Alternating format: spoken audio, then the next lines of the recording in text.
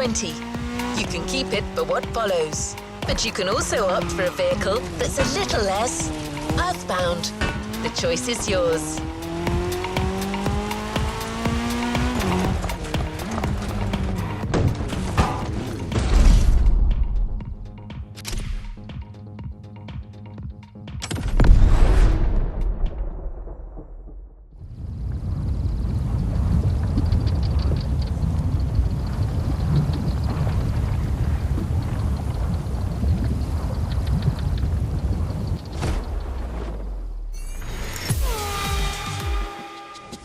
Podcast, guys. As you've seen, the playground is a motorsport paradise, but there's still a place that we haven't experienced so far. The sky. I was lucky enough to feature Luke Chapella, Red Bull Air Race pilot, famous for being the first to land the plane on the very tiny helipad 600 feet in the air. I'd love to know more about the bullseye stunt. There's an attempt, and then the plane bounces and you keep going, and I had a heart attack and was like, oh my God. I almost had a heart attack on the first one as well.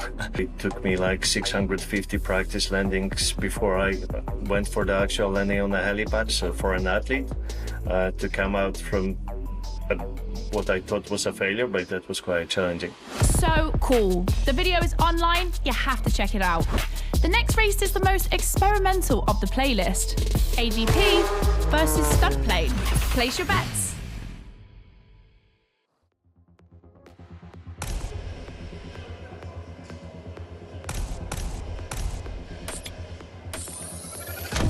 Extra! That's not just my reaction, but also the name of your flying machine.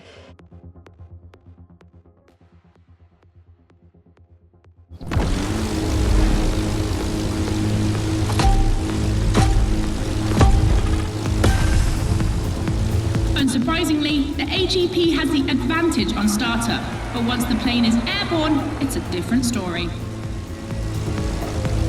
If you're a Red Bull addict, you'll probably know that this isn't the first time an AGP and a plane have been put on the same grid. Last time, it was in a straight line in a drag race.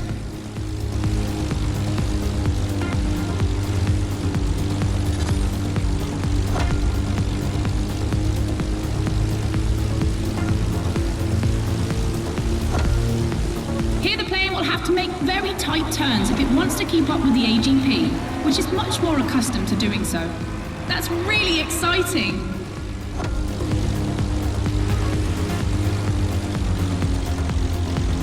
I'm sure you're familiar with the RB20 on the track today, certainly more so than its aerial rival. Stressed for 10G and capable of reaching 975 meters per minute, its size makes it the perfect aerobatic aircraft. Let's hope our pilot will give us a taste.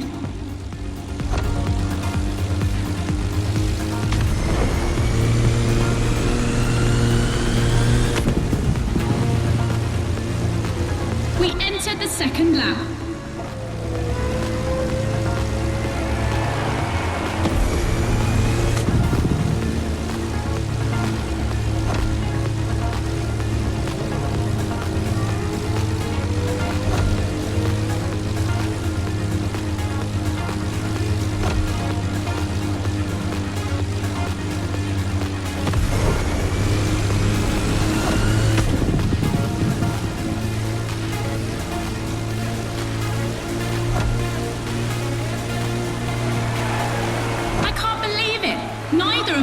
To give up.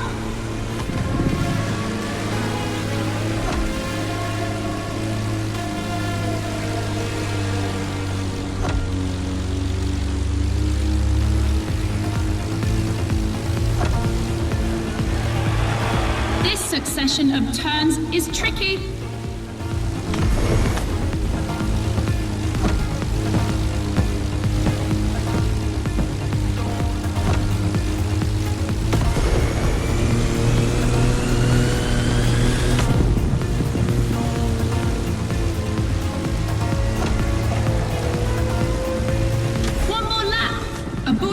Pick up speed.